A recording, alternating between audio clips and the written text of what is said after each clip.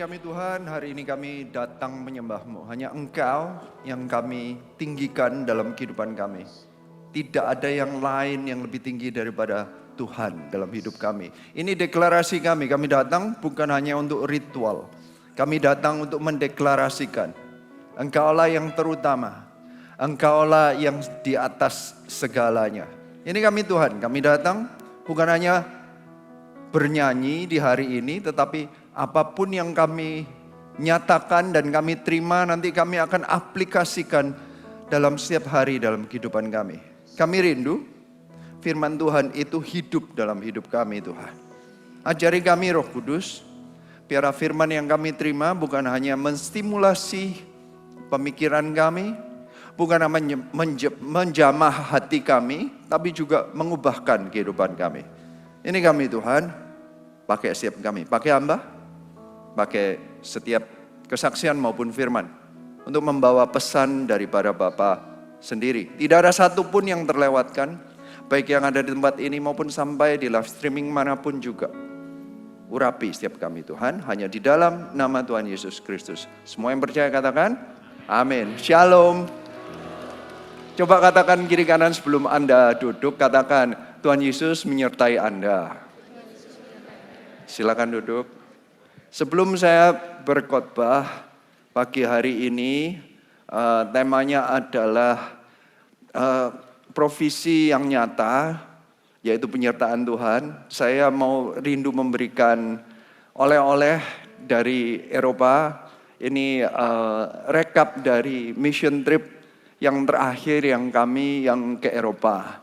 By the way, kalau Anda harus tahu saya tinggalnya di Indonesia, jadi ke Eropa ini mission trip. Jadi saya bukan di sana terus mission trip ke Indonesia, jangan ya. Jadi pemikirannya berbeda ya. Saya orang Indonesia yang mission tripnya ke Eropa. So nikmati mission tripnya, silakan.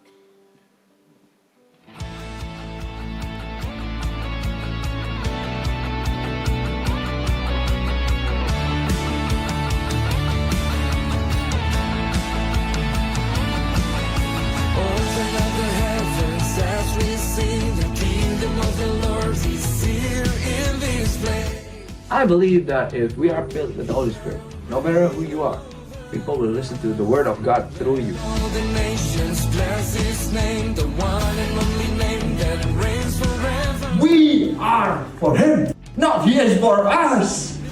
That's too arrogant for me. We want to be more humble in a way. If we are His minister, then we should say, I am for you. He holds authority. He's the great I am, the name that sets us free, who gives us victory. He died 2,000 plus years ago. It cannot be changed. So His love is unchangeable by the current situation now. Whether you have a job or not, whether your friend betrayed you or not, whether your friend's family are angry at you or not, God still died for you. That means His love is constant. It's already there. And it's overflowing. He holds authority. He's the great I am. He's the great I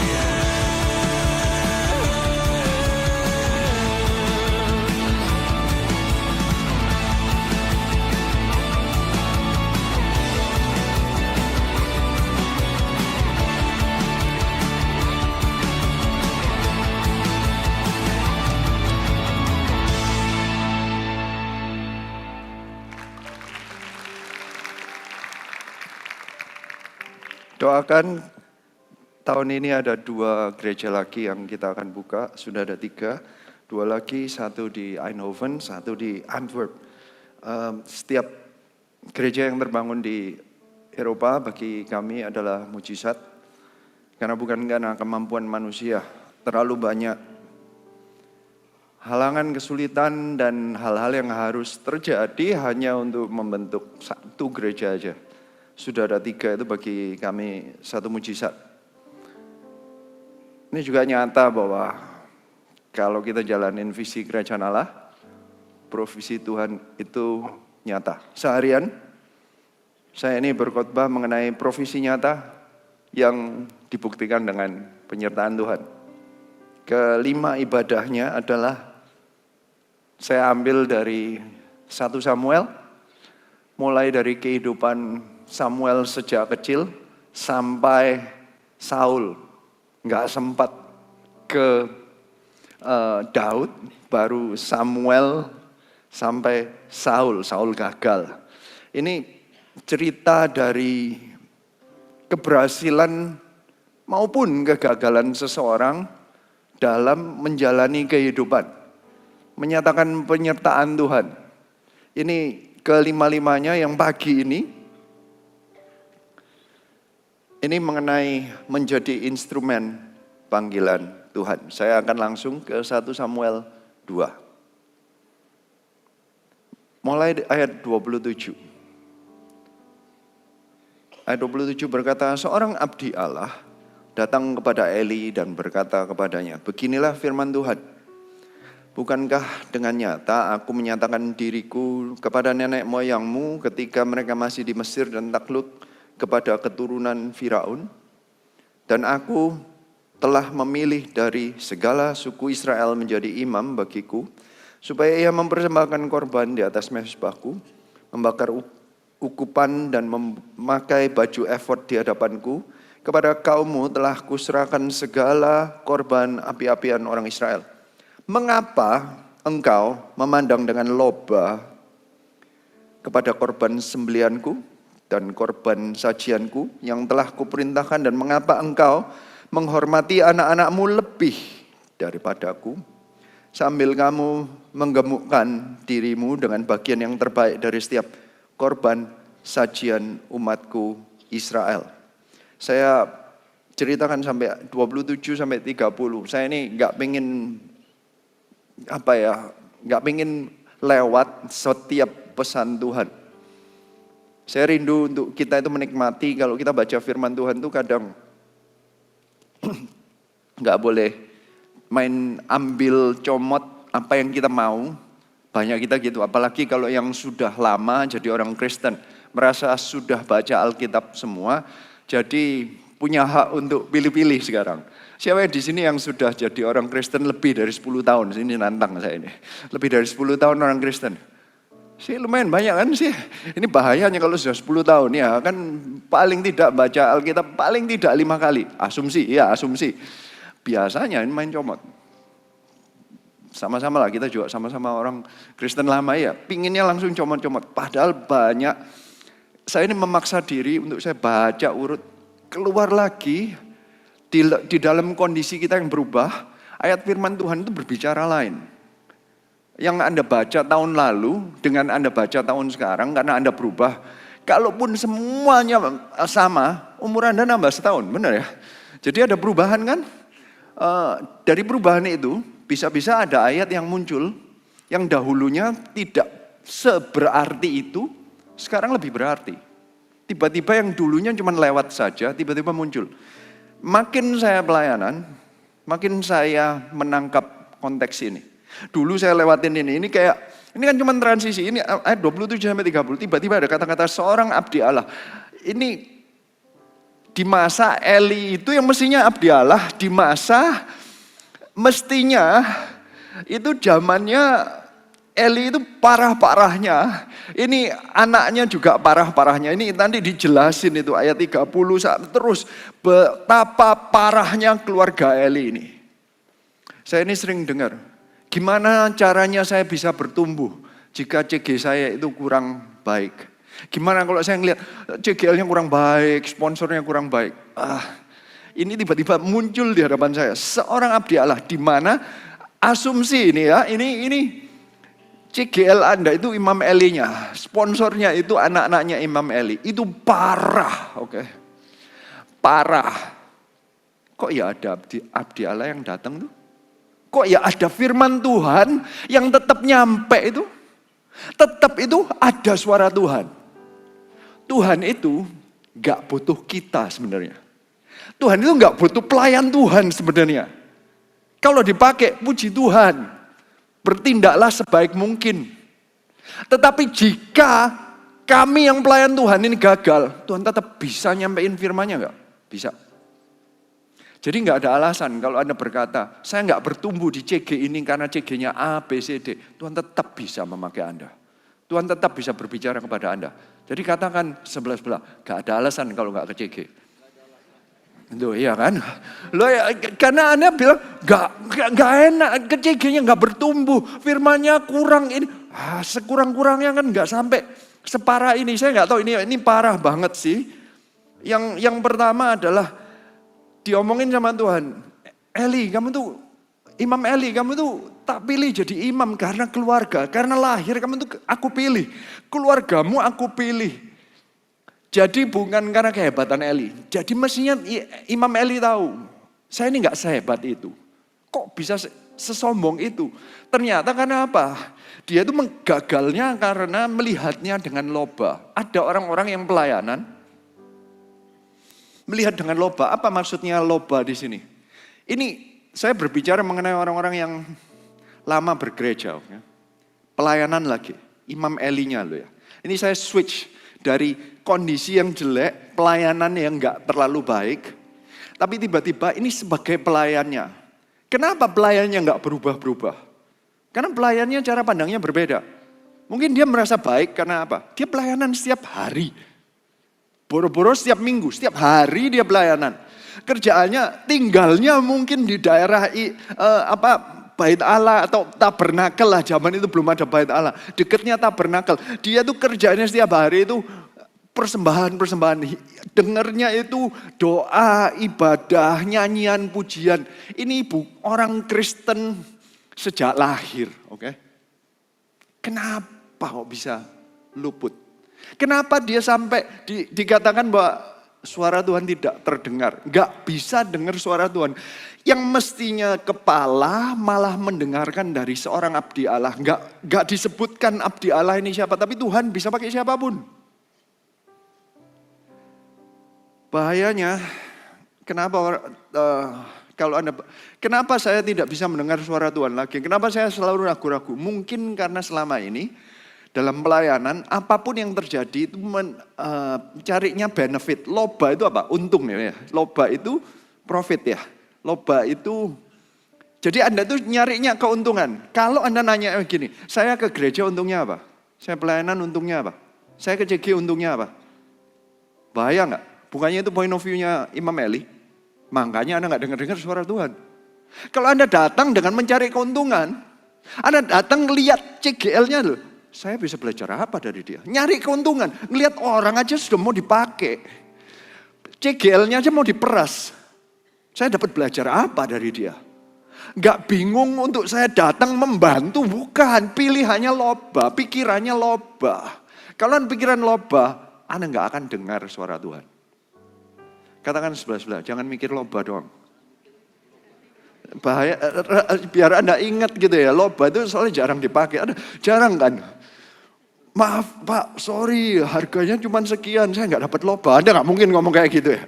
Nggak pakai kata-kata loba. Makanya saya mengucap syukur di ayat Alkitab keluar kata-kata loba. Ini sekali lagi, orang yang setiap harinya pelayanan. Bukan hanya itu, dia berkata kamu menghormati anak-anakmu lebih. Nah, dalam dunia ini banyak orang-orang yang tidak meletakkan Tuhan di atas segalanya. Tapi ada satu hal atau yang lain itu tiba-tiba secara tidak sengaja naik lebih tinggi.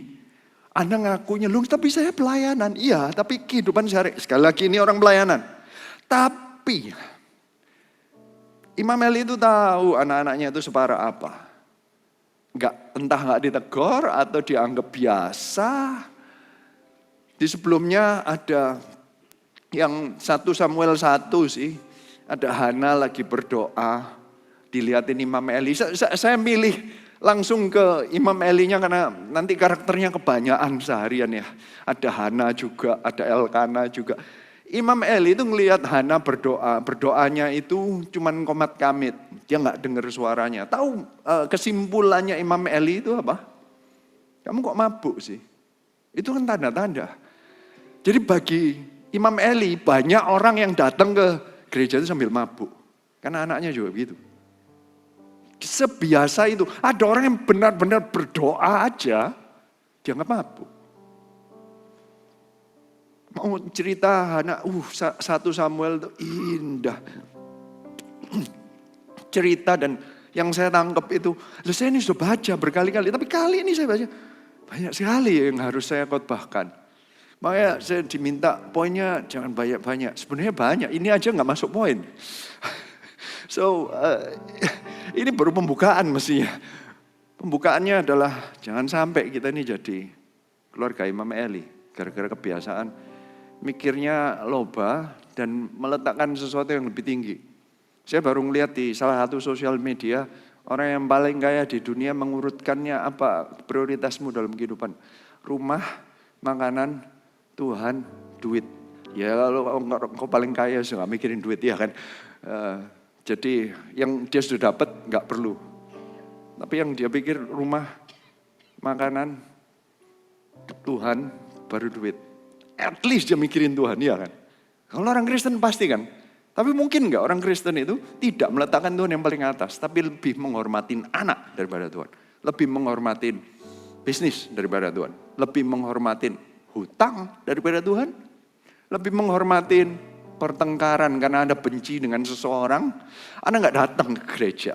Gara-gara Anda selisih dengan seseorang di JG, Anda mundur dari pelayanan. Enggak mau datang ke JG lagi. Itu lebih menghormati mana? Tuhan atau orang itu? Karena tiba-tiba jika Anda kepahitan sama seseorang ya, yang lebih Tuhan mana? Tuhan atau orang itu? Buat Anda nggak datang ke CG kok. Tuhan bilang datang ke CG, nggak peduli masalah engkau lagi kepahitan atau enggak. Anda ngomong sama sebelah Anda, makanya jangan gampang kepahitan. Penyakit yang paling gampang disebut itu enak itu ya, nggak mau diakui tapi sebenarnya kepahitan. Anda nggak mau ngampuni seseorang. Anda nggak mau ngakuin, kalau Anda ngampuni, Anda ngomongnya ngampunin, tapi buktinya Anda nggak ngampunin adalah Anda menghindari. Kalau Anda nggak suka CG karena Anda nggak suka 1-2 orang, mungkin nggak Anda nggak ngampunin mereka? Lah apa nggak tujuannya CG itu untuk latihan supaya Anda belajar mengampuni. Makanya ketemu orang-orang yang menurut Anda tidak lovable, ya, mencekno maksudnya, ya kan? Tapi kan sama aja bagi mereka, emangnya Anda lovable, ya ada sama aja loh. Anda pikir mereka itu tidak mudah dikasih, ya kan? Saya ini kan berusaha sopan, ya katanya. Ini kebalikannya mencekno itu apa? Tidak mudah dikasih, ya. Sebaliknya Anda sendiri emangnya mudah dikasih? Saya itu dulu dicap bahwa saya ini mukanya hanya mama saya yang mengasihi saya. Ada ngerti maksud saya, seluruh 8 billion yang hanya sekarang ditambahin istri saya. Sekarang nggak ada, mama saya tinggal istri saya. Ya, so saya merasa sendiri. At least anak saya mungkin lumayan lah. Ya, so itu kondisi yang nggak enak ya. Saya teruskan sedikit hanya konteks saja. Sebab itu demikianlah firman Tuhan Allah Israel, sesungguhnya aku telah berjanji keluargamu dan kaummu akan hidup di hadapanku selamanya. Tetapi sekarang firman Tuhan, jauhkanlah hari ini daripadaku. Sebab siapa yang menghormati aku akan kuhormati. Tetapi siapa yang menghina aku akan dipandang rendah. Sesungguhnya akan datang waktunya bahwa aku akan mematahkan tangan kekuatanmu dan tangan kekuatan kaummu, sehingga tidak ada seorang kakek dalam keluargamu.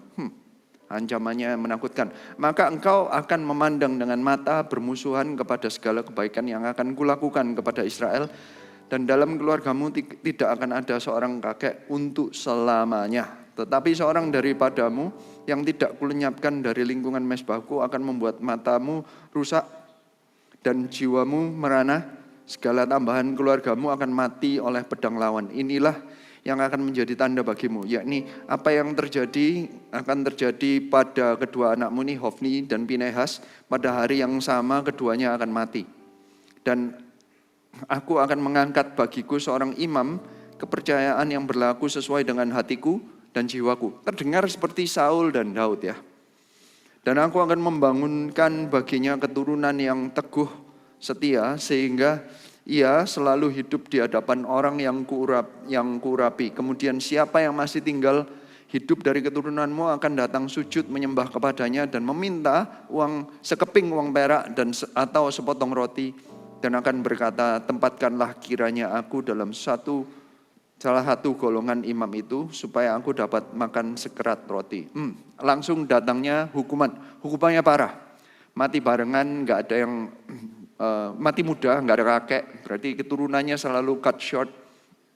Nggak sempat manggil kakek, sudah mati dulu. Bukan artinya nggak ada keturunan, berarti nggak pernah tua, mati muda semua. Bahaya kan? Ini ternyata sepertinya kutuk ya, sampai meminta-minta. Saya itu cuma percaya bahwa pelayan Tuhan itu mestinya nggak meminta-minta. Siapa yang percaya katakan amin. Tapi jangan sampai pelayanan untuk keuntungan kita. Itu kan masalah hati.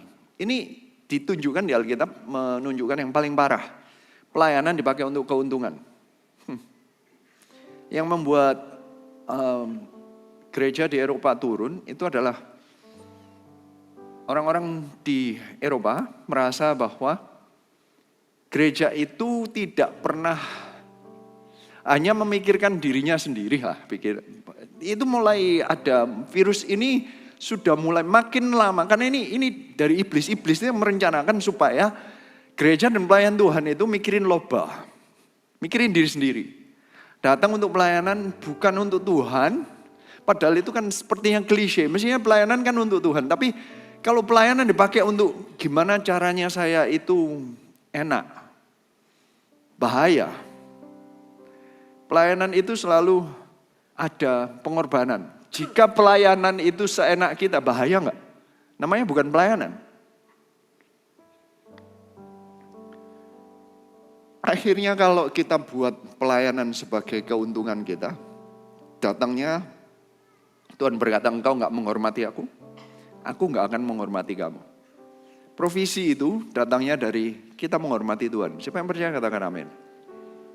Dari sanalah Tuhan akan menyertai. Kan di sini ketahuan ini Tuhan sudah meninggalkan diri dari imam keluarga Imam Eli, bahkan sampai Hofni dan Pinehas, dan diberitahukan nanti akan kucari imam berikutnya. Dan itu cerita berikutnya. Samuel, ini ayat 1 yang di pasal 3. Samuel yang muda itu menjadi pelayan Tuhan di bawah pengawasan Eli. Pada masa itu firman Tuhan jarang, penglihatan pun tidak sering. Pada suatu hari, Eli yang matanya mulai kabur dan tidak dapat melihat dengan baik sedang berbaring di tempat tidurnya. Lampu rumah Allah belum lagi padam. Samuel telah tidur di dalam bait suci Tuhan, tempat tabut Allah. Lalu Tuhan memanggil, Samuel, Samuel, dan ia menjawab, ya Bapa. Ini contoh kedua. Di tengah-tengah tidak ada firman Tuhan. Eli yang separah itu, Eli dan anak-anaknya. Ini ada anak muda. Tebakan antara umur 10 sampai 15 atau 10 sampai 17 nggak jelas. Karena sejak kecil umur 3 sampai 5 sudah diserahkan. Samuel ini tinggal di dalam rumah Tuhan / Imam Eli. Seseorang yang baru selesai disapih, nggak tahu 3-5 tahun. Kemudian ditinggalkan ke rumah Tuhan di mana pelayan Tuhannya nggak benar. Jelas-jelasan Tuhan sampai marah. Kok ya tetap bisa tumbuh ya? Samuel ini hamba Tuhan yang luar biasa. Dia ini bisa transisi. Samuel ini adalah salah seorang yang hamba Tuhan yang powerful dengan jabatan yang rada ambigu karena dia itu termasuk ya nabi, ya imam, tapi ya hakim. Tapi dia itu mewakili Tuhan di masa hidupnya. Musa itu apa? Ya hakim, ya imam, ya jenderal.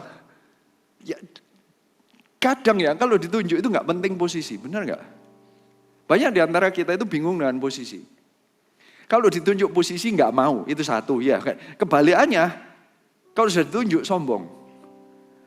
Samuel, Musa itu gak pernah bingung namanya posisi. Tapi dia tidak menolak kalau diletakkan sebagai jabatan apapun. Dia cuma berfungsi simple. Dia mendengar suara Tuhan dan menyampaikannya. Di tengah kondisi di mana ada orang-orang yang menjabat tapi tidak berfungsi, Tuhan itu bisa cut semua tadi lewat abdi Allah, tapi juga bisa langsung menuju Anda. Samuel tidak komplain dan aku cari CG lain, which di sana cuma ada tabernakelnya satu sih. Dia tetap setia meskipun dia itu bisa. Ini Samuel ini siapa sih? Ini orang yang lahir dari keluarga yang mandul, by the way. Mamanya Hana, papanya Elkana. Papanya punya istri 2, jangan sampai dianggap diperbolehkan. Enggak, zaman dahulu. Kalau ini menurut beberapa komentator, Hana itu istri pertama tapi karena mandul. Kalau di zaman dahulu, di zamannya Elkana itu boleh dicerai ganti dengan alasan mandul. Boleh dulu. Karena kalau enggak punya anak, bangsanya mati, jadi kayak itu dianggap alasan. Padahal Tuhan tidak pernah menciptakan boleh 2 istri. Ya buktinya ya memang hancur kan. Karena Hana gak punya anak, ada Penina yang punya anak. Kerjaannya Penina itu mengejar terus, menghina terus yang namanya Hana. Ini muncullah Hana ini berdoa, minta dan akhirnya diberi, makanya Hana ini berjanji nanti kuberikan. Jadi sejak kecil Samuel ini pelayanan itu dipaksa dalam keluarga Kristen kayaknya. Disuruh pelayanan tanpa dia ngerti ngapain. Ada alasannya, aku dipaksa di Eropa sering. Aku gak suka karena keluarga aku begini, keluarga aku begitu.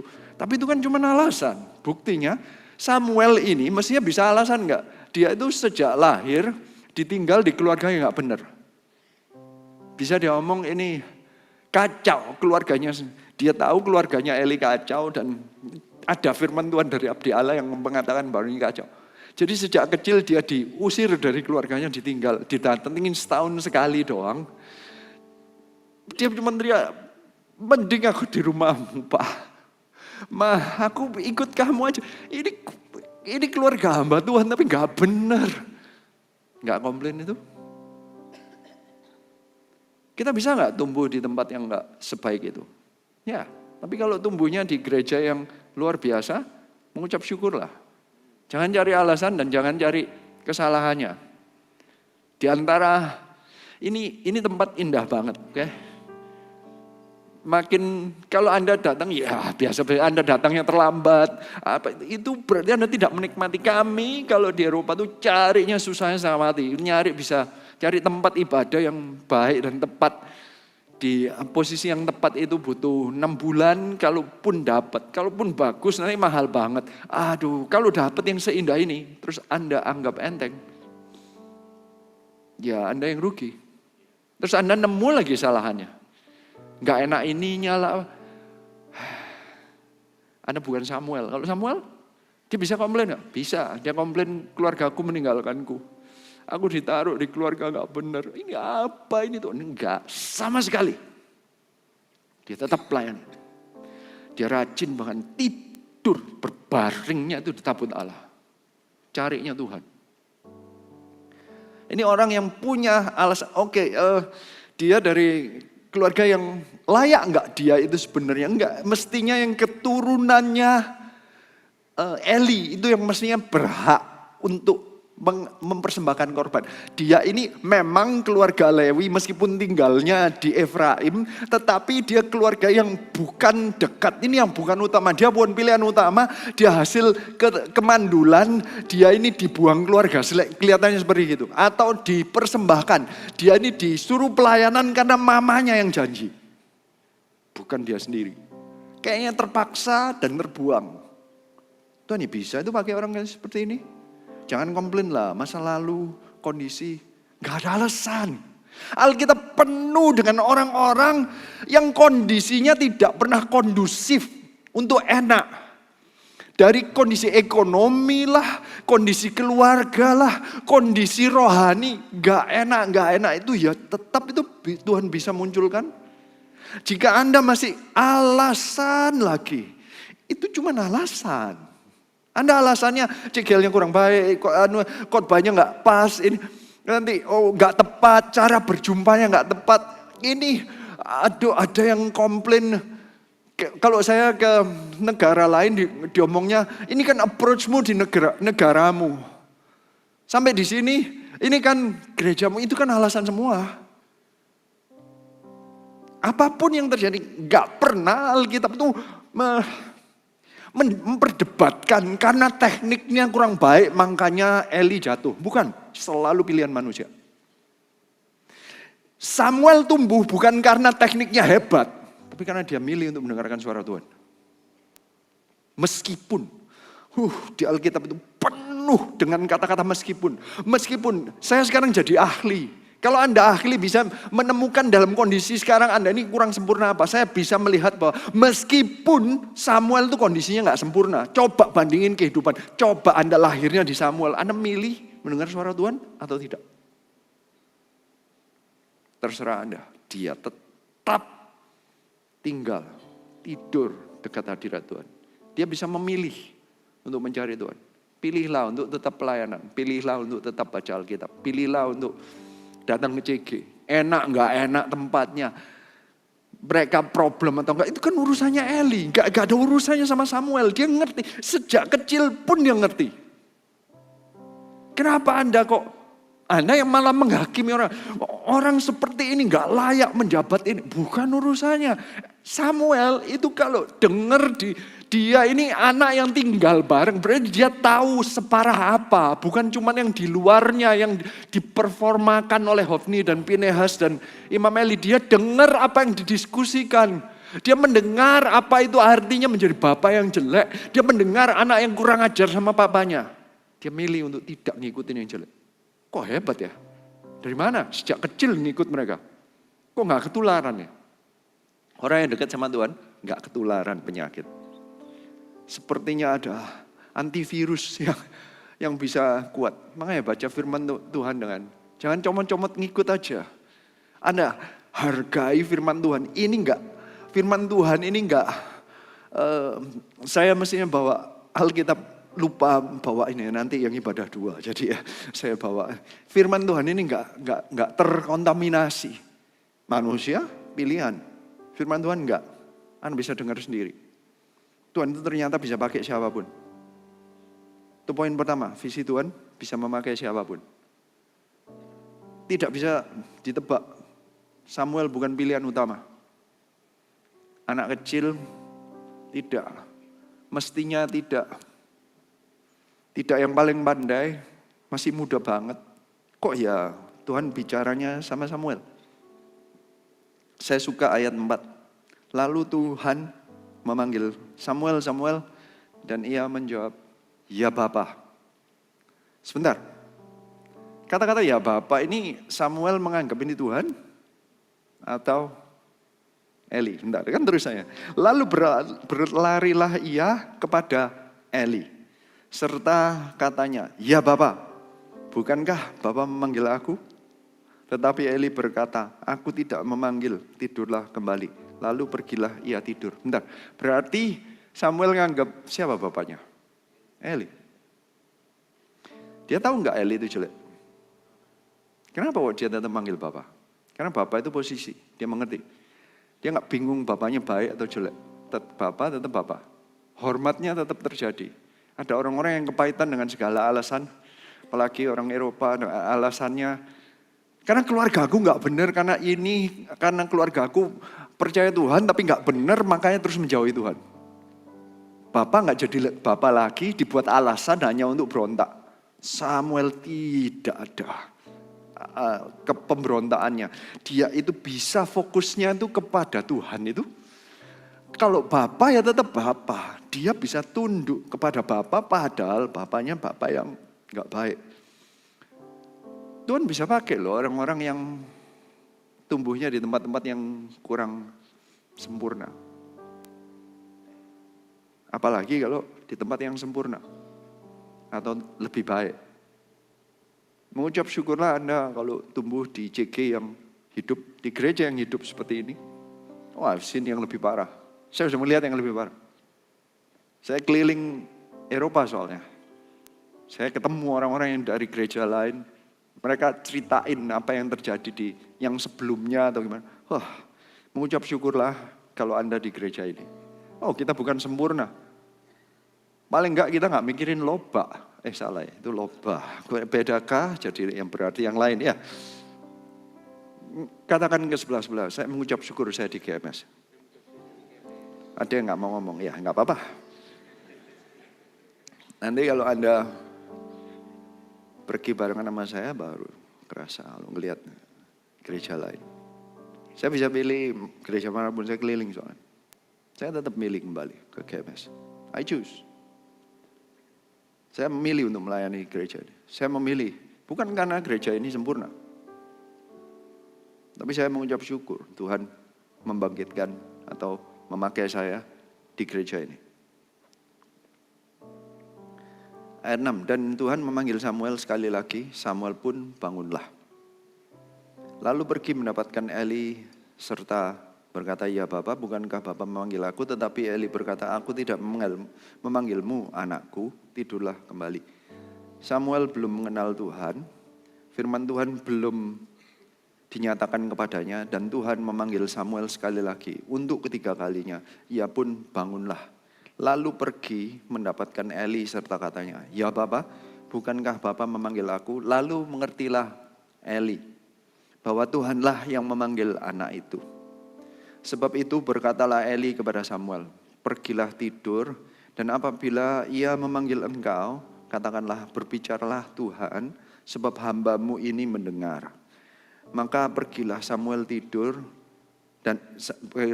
dan tidurlah ia di tempat tidurnya, lalu datanglah Tuhan, berdiri di sana dan memanggil seperti yang sudah-sudah. Samuel, Samuel, dan Samuel menjawab, berbicaralah sebab hamba-Mu ini mendengar.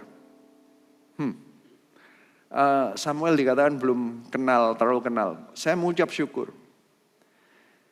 Dari seluruh kejelekan Eli, ada satu hal yang dilakukan oleh Eli yang menurut saya benar dan itu terjadi.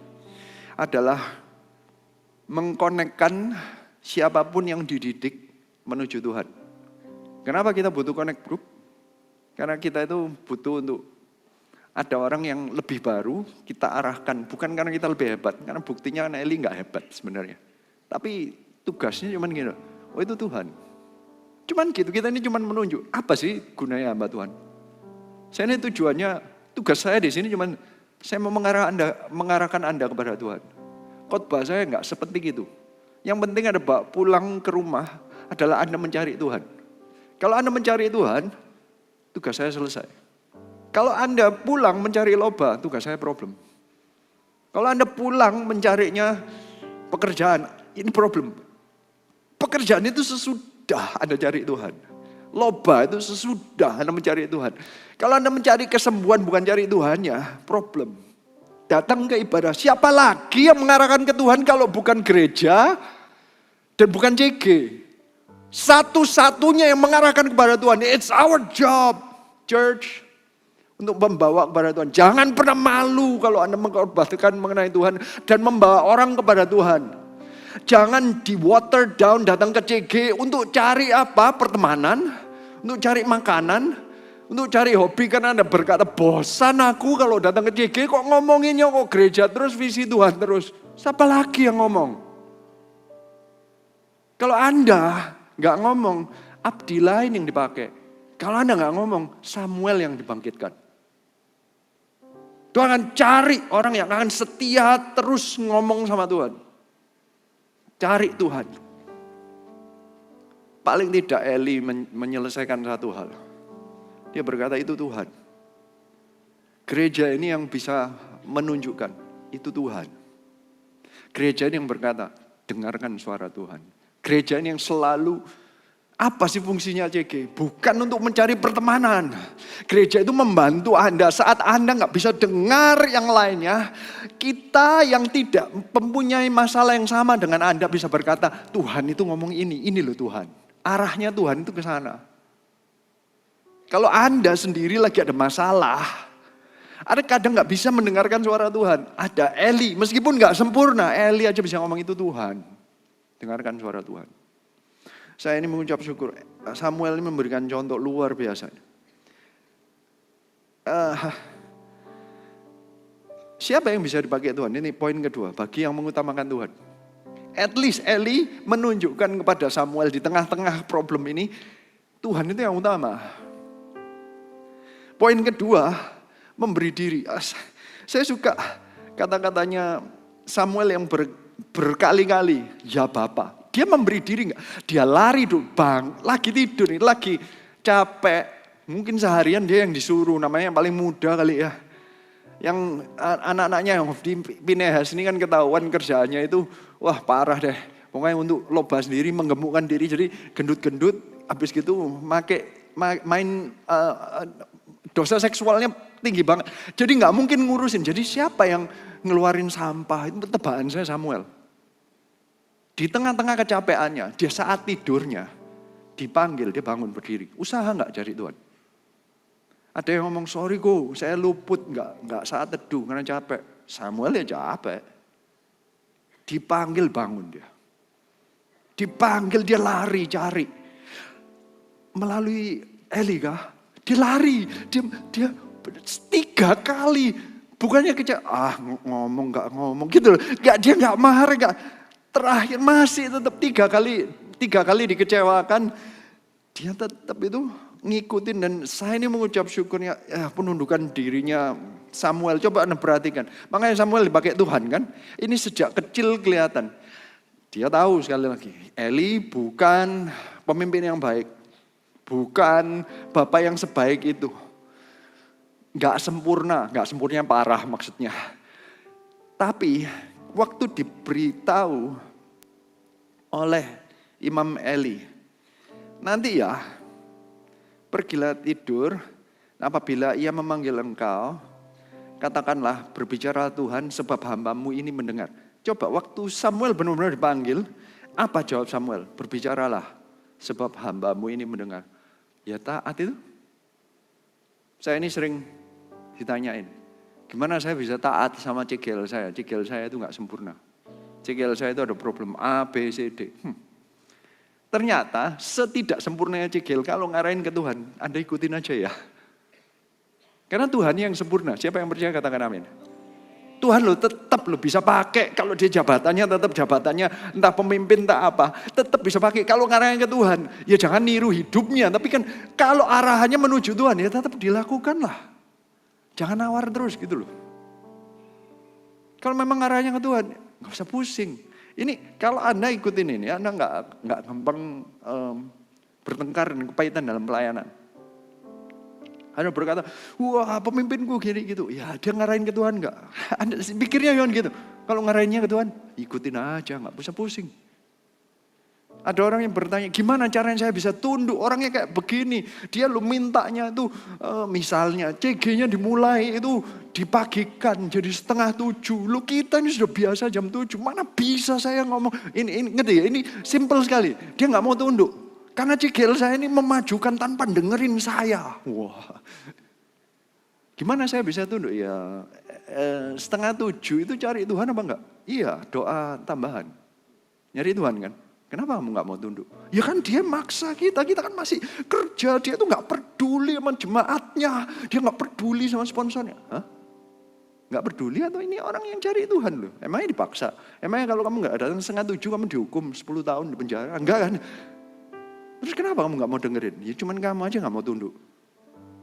Dia baru, oh itu gak tunduk ya? Iya, kan arahnya ke Tuhan. Punya pilihan loh Samuel ini. Mau tunduk apa enggak ke Eli yang gak baik? So penundukan diri harus kepada orang yang sempurna enggak? Kalau iya, ya Anda nunggu ketemu sama Tuhan Yesus.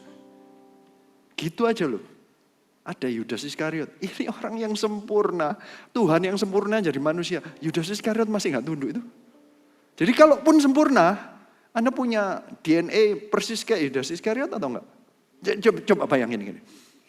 Kondisi yang paling sempurna selama ini, kalau yang ada di Alkitab di mana? Taman Eden enggak? Kerja butuh enggak? Enggak. Ada utang enggak? Enggak ada. Pinjol? Enggak. Boro-boro? Iya kan? Enggak ada, oke? Ngapain? Cuma ngasih nama binatang. Anda mau pilih tikus itu gajah, gajah itu tikus, terserah Anda, iya kan? It's your choice. Anda mau ngasih nama apa? Ya enak enggak? Kerjanya apa? Makan buah. Cuman satu. Sempurna enggak? Enggak perlu baju aja enggak pakai loh ya. Sesempurna itu. Kita enggak pakai baju. Panasan, bener enggak ya? Langsung tambah hitam. Ini bisa merah semua, hancur. Ya kalau Anda nggak pakai, karena mereka nggak pakai rumah, boro-boro mikirin rumah. Gak ada utang rumah, nggak ngontrak, nggak ngapa-ngapain. Bangun tidur, enak nggak itu? Nggak perlu bayar streaming setiap bulan. Anda ngerti ya? Internet nggak perlu bayar. Ya, enak nggak? Nggak ada tagihan. Gitu masih nggak tunduk. Jadi kalau Anda nggak tunduk itu gara-gara kondisi atau gara-gara memang Anda nggak mau tunduk aja. Yang mana yang pilihan Anda? Jangan pakai alasan kondisi hanya karena Anda nggak mau tunduk. Tunduk nggak tunduk itu pilihan Anda. Coba katakan sebelah-sebelah. Ternyata tunduk nggak tunduk pilihan saya. Samuel pilih untuk tunduk. Dia memberi diri. Tunduk itu memberi diri. Berarti gini, Anda punya pilihan A. Sama-sama menuju Tuhan. CGL Anda pilihannya A1. Anda bilang, gak ikut aja. Ini ke Tuhan. Dia bilang A1 ya ke Tuhan. Anda mau memberi diri untuk, ya sudahlah aku ikut kamu atau enggak? Kadang kita bertengkarnya gara-gara A1 atau A. Kalau selama Anda punya atasan, ngikut aja. Mau ke Tuhan kok. Ngapain sih pusing?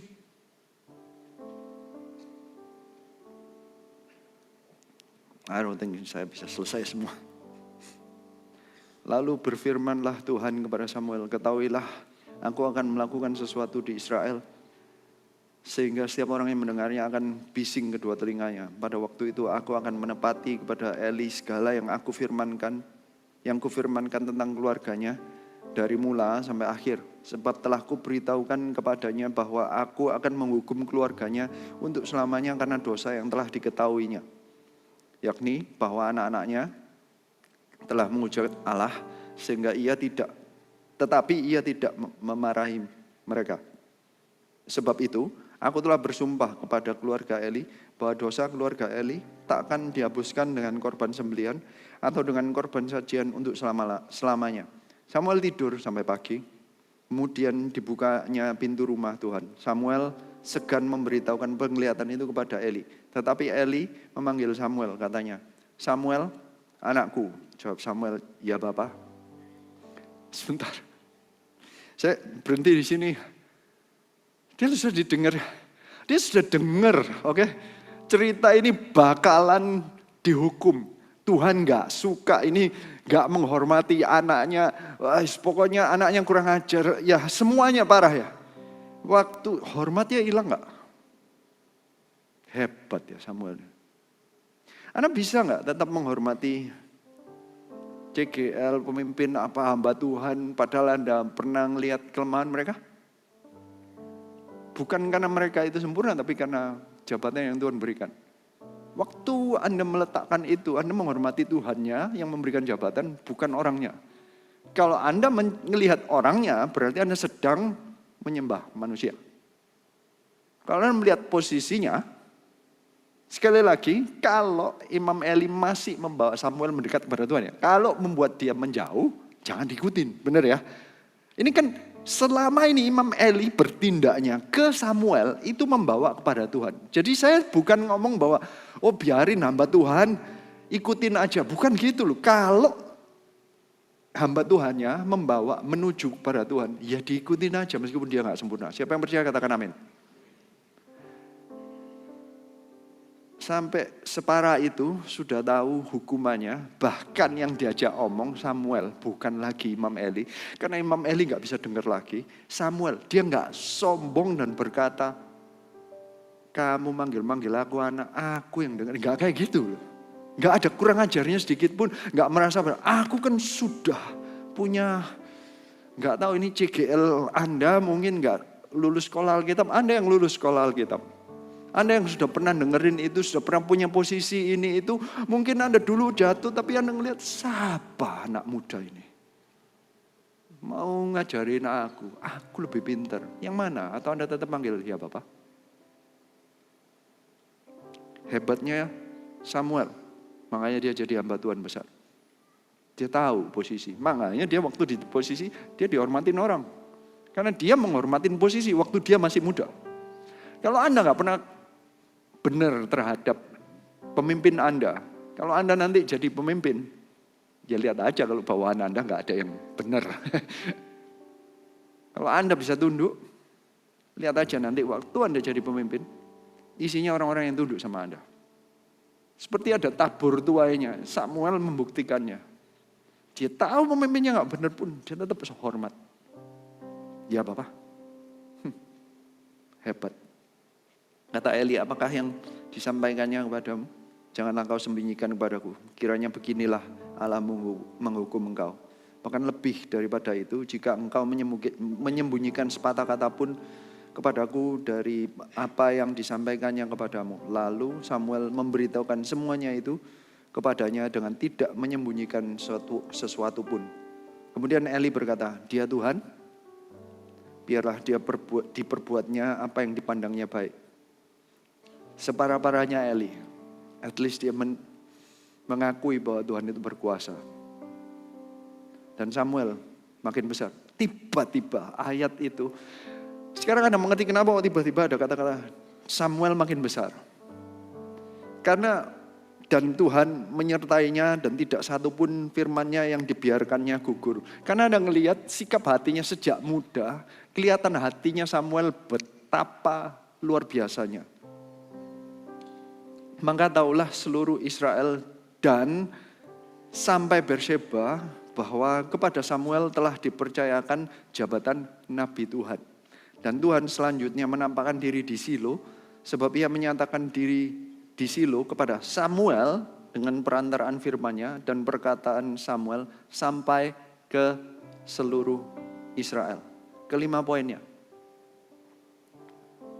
Bagaimana kita menjadi alat Tuhan? Kata-kata alat ini saya ganti instrumen. Karena kadang alat itu sepertinya diperalat. Tuhan itu bukan memperalat, tapi memakai ya. Instrumen itu lebih indah. Anda itu alat yang berharga bagi Tuhan. Instrumennya panggilan Tuhan. Tuhan itu punya rencana. Rencana Tuhan itu akan dilakukan. Kalau Imam Eli gak bisa, dia akan gantikan dengan Samuel. Jadi sebenarnya Samuel ini menjalankan visinya Samuel atau menjalankan visinya Imam Eli. Jika Imam Eli benar, mungkin yang meneruskan itu Hofni dan Pinehas.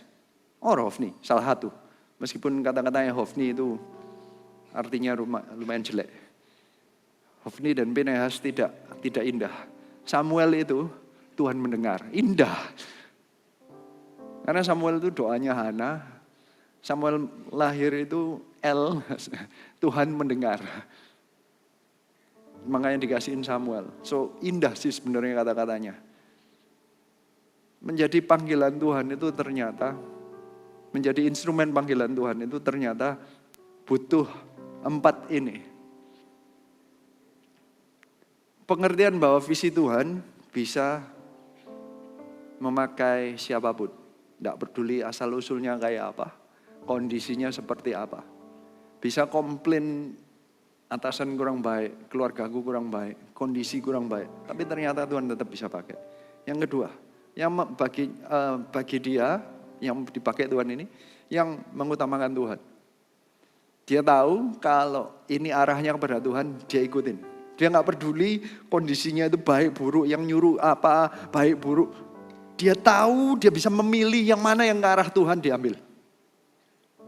Bukan hanya itu, dia itu menundukkan diri, memberi diri.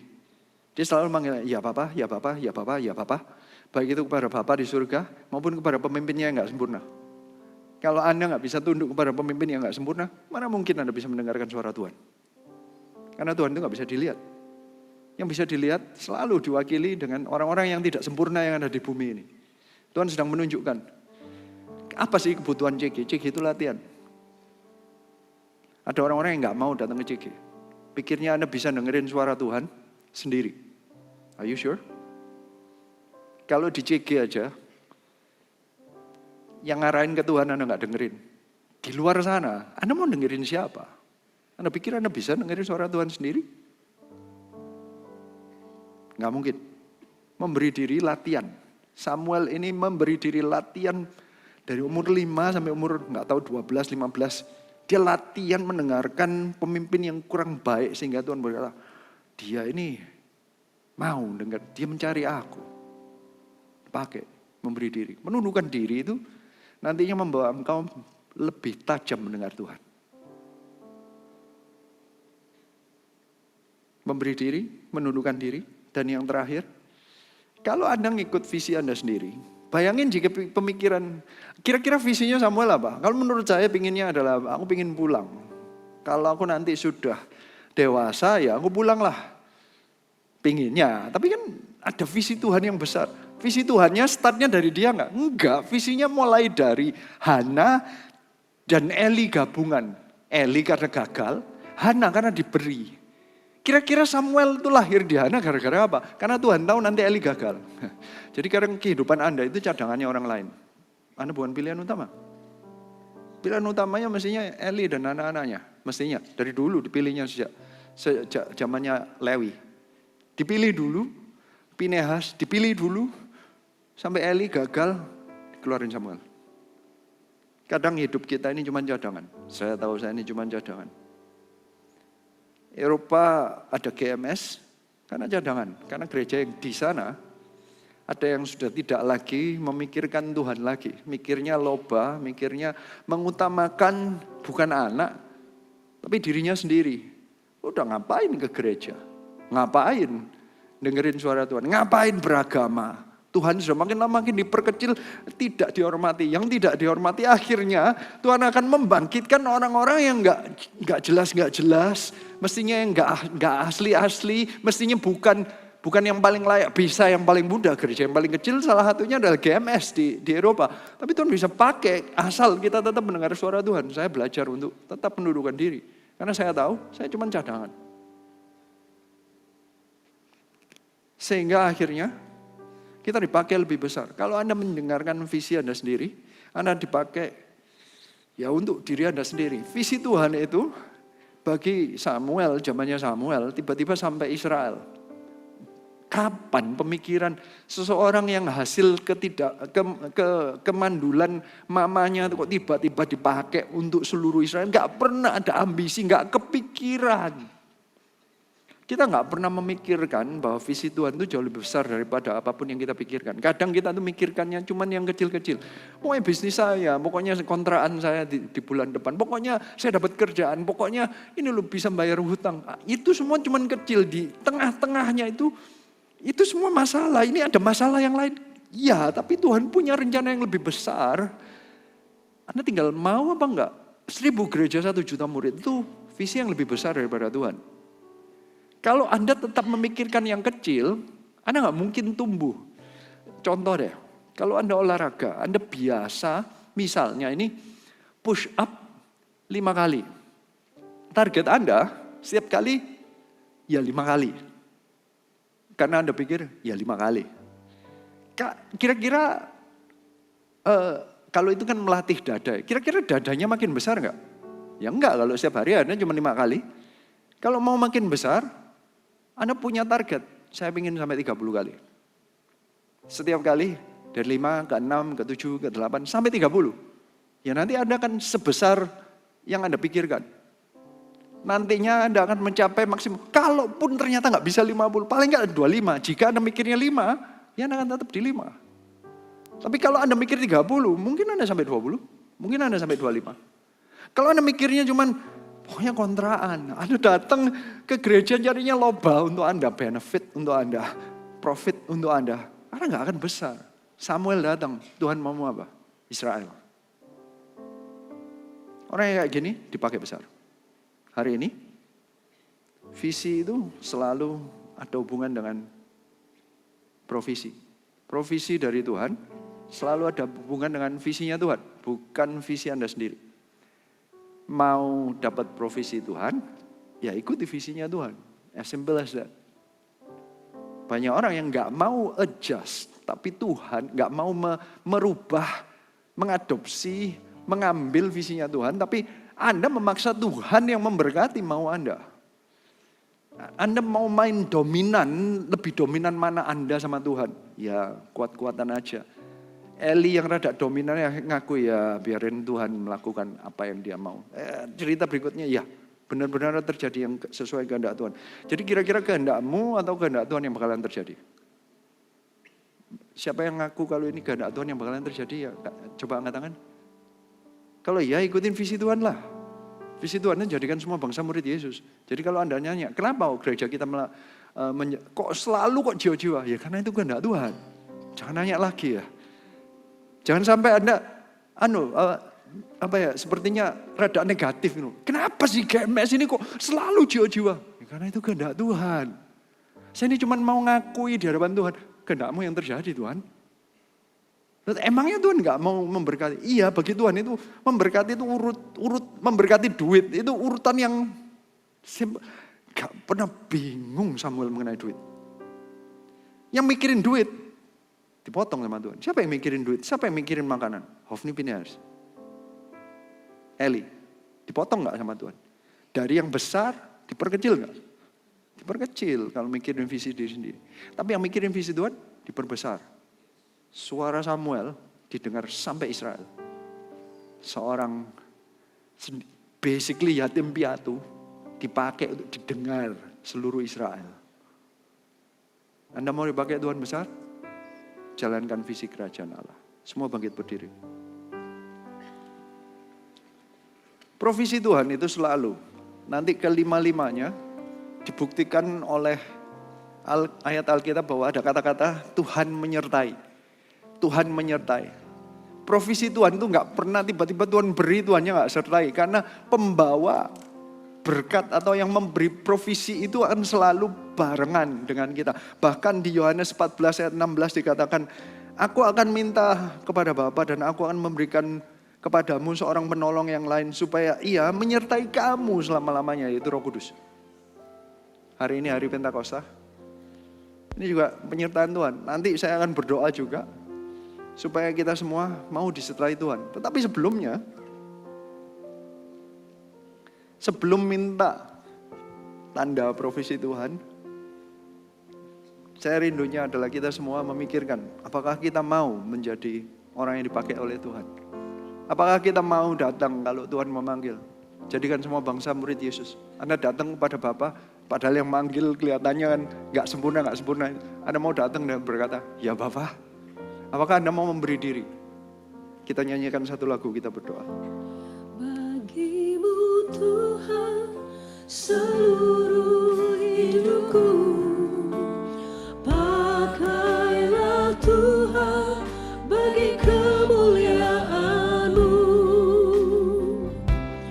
genapi seluruh rencana-Mu, sampai bumi penuh kemuliaan-Mu.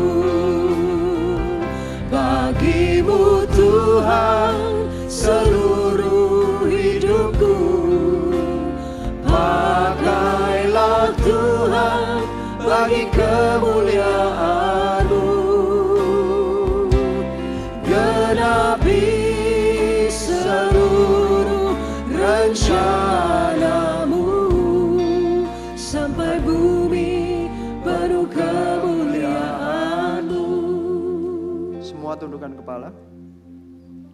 Pagi hari ini, Tuhan sedang mencari orang-orang yang mau berkata seperti Samuel. Saat ada panggilan Tuhan, mau enggak dalam kondisi apapun, lagi capek, lagi tidur, lagi nyantai. Tuhan panggil, aku mau panggil engkau untuk gantiin Imam Eli. Untuk membawa orang Israel menuju aku. Mau enggak kalau engkau dipanggil, jadikan semua bangsa murid Yesus?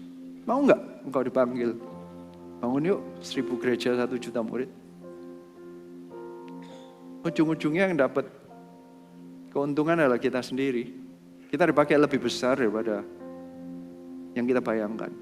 Yang mau berkata, kalau engkau panggil, ini aku Tuhan, aku mau berkata, ya Bapa. Yang mau berkata, ya Bapa, angkat tangan. Yang mengangkat tangan ini, kerinduan saya, maju ke depan yuk, kita berdoa bersama-sama. Kita berkata, kalau Samuel pun butuh usaha, dia lari ke depan, tanya ke Eli, engkau manggil aku? No, yang manggil Tuhan kok. Altar call ini biarlah tempat untuk Anda mendeklarasikan kepada Tuhan, ya Bapa ini aku. Engkau tidur pun engkau bangun, engkau dengarkan. Engkau menganggap sepertinya Bapa sendiri, Tuhan Yesus sendiri yang maju di hadapan Anda memanggil engkau. Mau enggak engkau bangun visiku? Jangan bangun visimu sendiri, jangan cari loba bagi dirimu sendiri. Yang mau ayo maju, tadi yang angkat tangan jauh lebih banyak. Gak usah sungkan-sungkan ngomong sama sebelahnya, saya mau mencari Tuhan, izinkan saya minggir kalau Anda ditutupin, permisi gitu ya. Sebelahnya noleh dong, kasih kesempatan. Yang ada di depan angkat tanganmu. Biarlah Tuhan sendiri yang memakai engkau. Engkau bisa mendengar dan engkau tahu panggilan Tuhan yang utama, yaitu dipakai untuk menjadikan semua bangsa murid Yesus.